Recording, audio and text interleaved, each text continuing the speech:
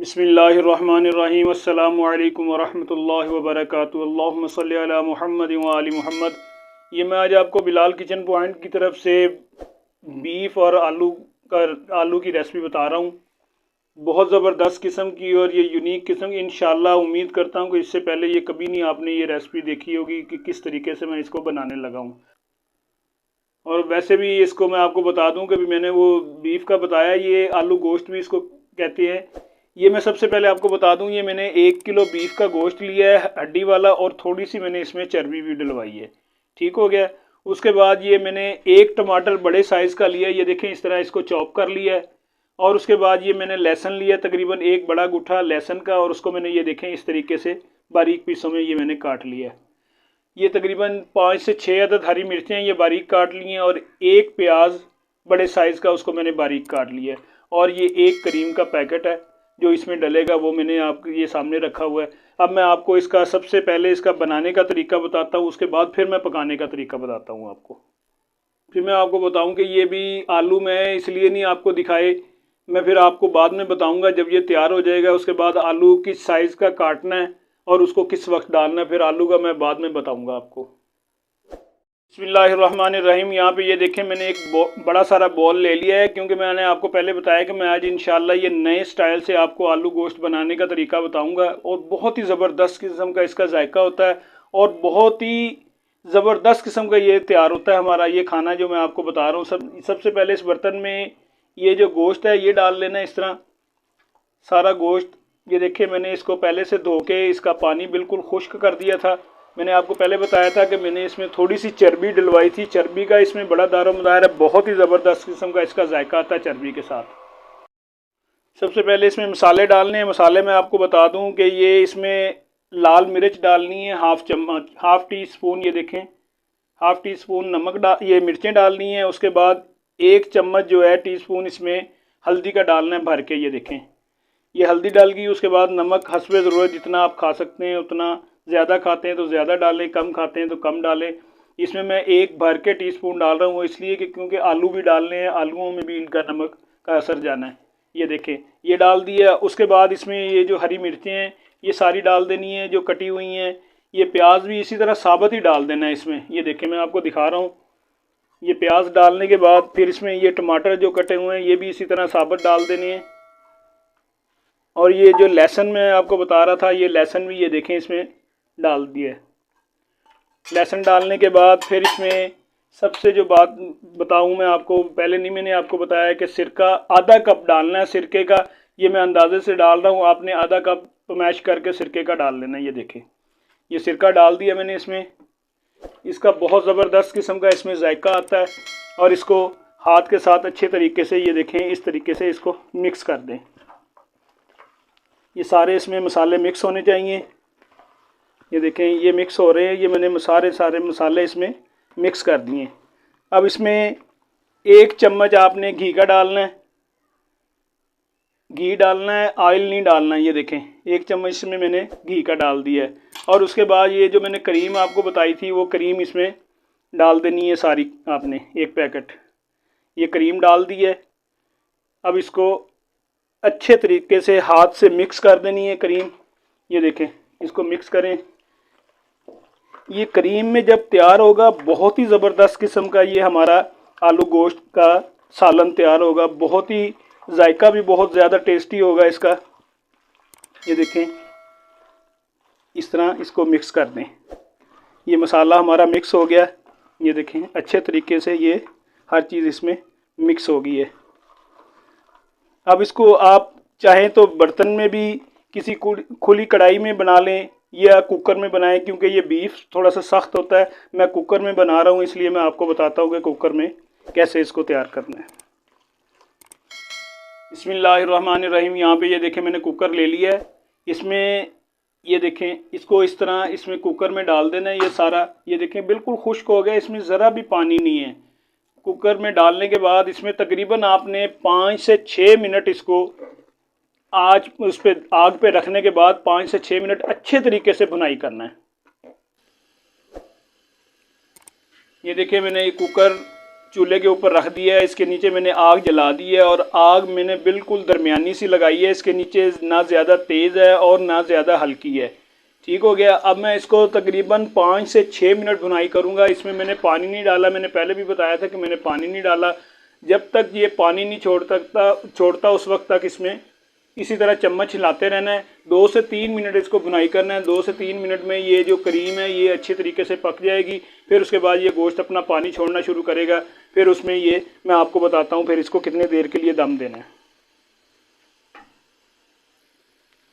इसी तरह इसको देखें, चम्मच हिलाते रहें। चम्मच आपने हिलाना नहीं छोड़ना, क्योंकि ये करीम मैंने डाली है। इसमें करीम का बहुत ज़बरदस्त इसमें टेस्ट आएगा और जायका आएगा। इंशाल्लाह बनाने के बाद आप देखेंगे कि ये वाकई हमने ये पहली दफ़ा चीज़ बनाई है। आलू गोश्त इस तरीके से हमने पहली दफ़ा, पहले भी घरों में बनाते हैं अक्सर इस तरह। इंशाल्लाह उम्मीद करता हूँ कि किसी ने नहीं बनाया होगा। इसको इसी तरह चम्मच हिलाते रहें। ये 4-5 मिनट इसी तरह बुनाई करना है। जब ये बुनाई होने के बाद हल्का सा ये करीम खुश्क होगी और ये पानी छोड़ना शुरू करेगा, उसके बाद मैं आपको बताता हूँ कि वेट कितनी देर तक लगाना है इसको। बिस्मिल्लाहिर्रहमानिर्रहीम। ये देखें 5 से 6 मिनट मुझे गुजर चुके हैं इसको बुनाई करते हुए। ये हमारी जो करीम मैंने डाली थी वो भी गोश्त से सेपरेट हो चुकी है। जो मैंने इसमें चर्बी डाली थी, जो मैंने आपको बताया था डालने से पहले कि मैंने ये चर्बी वाला गोश्त लिया, ये देखें साइडों पे हमारा चर्बी का ऑयल निकलना शुरू हो गया है। और इसमें मैंने 1 चम्मच सिर्फ घी का डाला था। ठीक हो गया। और इसमें हमारे गोश्त का, प्याज का और टमाटरों का पानी ये देखें निकल आया है। गलने में तो तकरीबन इसमें भी गल जाएगा अच्छे तरीके से, पर इसमें थोड़ा सा पानी डालना है क्योंकि ये बीफ का गोश्त है। थोड़ा सा तकरीबन ये 20 से 25 मिनट लगते हैं इसको गलने में। इसमें तकरीबन हल्का सा पानी डालना है। पानी तकरीबन 1 कप डालना है। ये देखें 1 कप मैंने पानी का डाल दिया इसमें। बस इतना ही पानी डालना है, ज़्यादा नहीं इसमें पानी डालना। और इसको थोड़ा सा 1 से 2 मिनट तक इसको पकने दें। जब ये उबलना शुरू हो जाएगा उसके बाद इसका वेट लगाते हैं। बिस्मिल्लाहिर्रहमानिर्रहीम। ये देखें 2 मिनट गुजर चुके हैं। पानी हमारा उबलना शुरू हो गया अच्छे तरीके से। इसमें पानी में बेहतरीन किस्म का जोश आ गया। अब ये मैं इस पर ढक्कन देने लगा हूँ। ढक्कन में ये देखें, ये ढक्कन दे रहा हूँ। इसकी सीटी चलने के बाद, जब इसकी सीटी चलेगी उसके बाद आपने 20 मिनट के लिए इसको छोड़ देना है। ये मैं ढक्कन दे रहा हूँ। जब इसकी सीटी चलेगी 20 मिनट तक आपने इसको पकने देना है। ठीक है। और उसके बाद जब इसकी एक दफ़ा सीटी चलनी शुरू हो जाए, इसकी जो आंच है वो बिल्कुल हल्की कर देनी है, दरमियानी सी, बिल्कुल ना ज़्यादा तेज़ हो ना ज़्यादा हल्की हो, दरमियानी सी इसकी आंच कर देनी है। उसमें आपने 20 मिनट के लिए इसको पकने के लिए छोड़ देना है। फिर मैं आपको एक और चीज़ बता दूं कि मैंने ये आलू अभी नहीं डाले थे। आलू अभी डालूंगा तो ये आलू इसमें ख़राब हो जाएंगे, सारे इसमें मिक्स हो जाएंगे, ज़्यादा गल जाएंगे, क्योंकि गोश्त सख्त है, ये आलू नरम होते हैं। इसलिए मैं आलू उस वक्त डालूंगा जब इसको मैं भुनाई करूँगा। ये मैं फिर आपको बता दूं कि ये मैंने इसके ऊपर वेट रख दिया है। आंच इसकी थोड़ी सी मैंने तेज़ कर दी आग जो है। उससे ये होगा कि ये जल्दी जल्दी, पानी तो पहले से ही पक रहा था, इसमें जो भाप इकट्ठी होगी और उससे ये वेट चलना शुरू होगा। वेट चलने के बाद तक आपने इसको, जब वेट चलेगा उसके बाद आपने 20 मिनट तक इसको पकने के लिए छोड़ना है। 20 मिनट में ये गोश्त अच्छे तरीके से हमारा गल जाएगा। उसके बाद फिर भुनाई करेंगे। फिर मैं आपको सारी इसकी रेसिपी का तरीका बताऊँगा।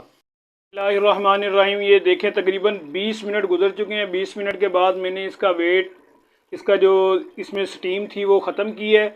उसके बाद मैंने इसका ढक्कन उतारा है। ये आप देख सकते हैं कि इसका कलर देखें कितना, उम्मीद करता हूँ इंशाल्लाह कौरमे से भी ज़्यादा ज़बरदस्त किस्म का इसका कलर आया है। ये देखें। और हमारी जो चीज़ें थी इसमें, जो मैंने प्याज, टमाटर और लहसुन डाला था वो बिल्कुल मिक्स हो गया इसमें। आज मैं आपको फिर बता दूं कि भी इसमें मैंने बहुत हल्की आंच, जो दम से ज़्यादा और तेज़ से कम जो दरमियानी आंच थी उस पर मैंने ये बनाया है। और गोश्त भी हमारा अच्छे तरीके से गल गया है। सिर्फ 1% मैंने गोश्त इसका नहीं गलाया, क्योंकि अभी मैंने इसमें आलू डालने हैं। आलू डालने के बाद इसको तकरीबन 5 से 6 मिनट फिर वेट लगाना है इसका। मैं ये आलू का आपको साइज़ दिखा दूँ। ये देखें, ये मैं आपको आलू दिखा दूँ। ये मैंने इसको अच्छे तरीके से, ये देखें, साफ़ किए हैं। साफ़ करने के बाद ये देखें मैंने इस साइज़ में, लंबाई में आलू काटने हैं। ठीक है। ये पहले यहाँ से, ये देखें मैंने थोड़ा सा ज़्यादा लंबा था, ऊपर से थोड़ा सा काटा। फिर उसके बाद ये देखें इसको लंबाई में काट लेने हैं। आलू गोश्त में बहुत मज़ेदार लगते हैं ये लंबाई में जो आलू होते हैं। इनका एक तो क्या नाम, इसका शेप बहुत मज़ेदार होती है और फिर इनका जायका बहुत ज़्यादा अच्छा बनता है। ठीक, अब मैं इसमें डाल रहा हूँ। इसको तकरीबन आपने 5 से 6 मिनट भुनाई करना है गोश्त में। उसके बाद फिर आपको मैं दोबारा बताता हूँ। जो मैंने 1 चम्मच भर के मैंने घी का डाला था आपके सामने, जो मैंने एक घी का 1 चम्मच भर के मैंने डाला था, और उसके बाद मैंने आपको बताई थी कि मैंने इसमें चर्बी डलवाई है थोड़ी सी, क्योंकि चर्बी का इसमें बहुत ज़्यादा दारोमदार होता है और जायके और टेस्ट में बहुत इसमें जायका बनता है इसके साथ, चर्बी के साथ। अब मैं इसमें ये आलू डाल रहा हूँ। ये आलू जैसे जैसे ये हमारा गोश्त भुनाई होगा, ये साथ में ही आलू भुनाई होंगे और इसका बहुत ही ज़बरदस्त किस्म का टेस्ट आएगा। गोश्त का और मसालों का जायका जो आलू में मिक्स होगा तो बहुत ज़बरदस्त किस्म का इसका टेस्ट बनेगा। ये देख लें, आपको वैसे स्क्रीन पे नज़र आ रहा होगा कि इसका कलर कितना ज़बरदस्त किस्म का है। जब सालन देखने में अच्छा लगे तो खाने में तो खुद ब खुद मज़ेदार लगेगा ये। अब इसको तकरीबन 1 से 2 मिनट मैं इसको भुनाई करता हूँ। तकरीबन तेज़ आंच पे इसको भुनाई करना है, हल्की आंच पे भुनाई नहीं करना। उसके बाद मैं इसको आपको दोबारा बताता हूँ फिर। बिस्मिल्लाहिर्रहमानिर्रहीम। ये देखें, मुझे 2 से 3 मिनट हो गए हैं भुनाई करते हुए। मसाला हमारा पहले से ही तैयार था। ये देखें, आलू के साथ हमारा मसाला मिक्स होना शुरू हो गया, लगना शुरू हो गया। यही भुनाई करने का इसका तरीका है। अब ये इसमें ये घी भी हमारा ये देख लें अच्छे तरीके से आ गया है और ये हमारा सालन अब तैयार होना शुरू हो गया। अब इसमें मैं पानी डालता हूँ। पानी तकरीबन इसमें आधा लीटर डालना है। अगर ज़्यादा शोरबा करना चाहते हैं तो ज़्यादा भी डाल सकते हैं। अगर कम शोरबे वाला खाना चाहते हैं, मसाले वाला, तो इसमें आधा लीटर मैं पानी डाल रहा हूँ। आधा लीटर पानी डालने के बाद इसको मैं वेट देने लगा हूँ। तकरीबन जो वेट इसको देना है वो आपने देना है 5 से 6 मिनट सीटी चलने के बाद। उसमें फिर हमारे जो आलू भी गल जाएंगे और जो हमारा ये क्या नाम गोश्त थोड़ा सा 1% रहता है वो भी गल जाएगा। ये देखें, ये एक आधा लीटर मैंने पानी डाल दिया इसमें। रहमानिर्रहीम। ये देखें, 5 से 6 मिनट गुजर चुके हैं, हमारे आलू भी बेहतरीन किस्म के गल चुके हैं।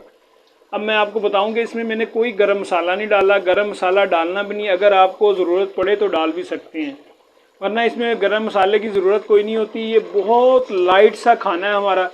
आलू गोश्त बहुत ही ज़बरदस्त किस्म का नए अंदाज से और नए तरीके से मैंने बनाया है। अल्हम्दुलिल्लाह बहुत मज़ेदार ये खाना तैयार हुआ है। अब मैं आपको डिश आउट करके दिखाता हूँ।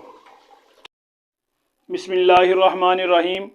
ये देखें, हमारा खाना तैयार हो गया है। बहुत ही मज़ेदार किस्म का खाना तैयार हुआ है अल्हम्दुलिल्लाह। और इसकी खुशबू इतनी प्यारी और इतनी प्यारी, इसकी लुक देखें कितनी ज़बरदस्त किस्म की। इंशाल्लाह ऐसे ही लगेगा जैसे आपने कोरमा बनाया हुआ है। ठीक, यहाँ पे ये देखें, हमारे आलू भी अच्छे तरीके से गल चुके हैं और इसके साथ हमारा गोश्त भी बेहतरीन किस्म का गल गया है।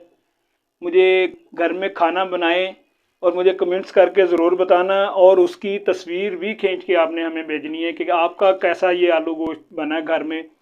और उसके बाद इंशाल्लाह नई रेसिपी में फिर मुलाकात करेंगे। अल्लाह हाफिज़, फ़ी अमान अल्लाह।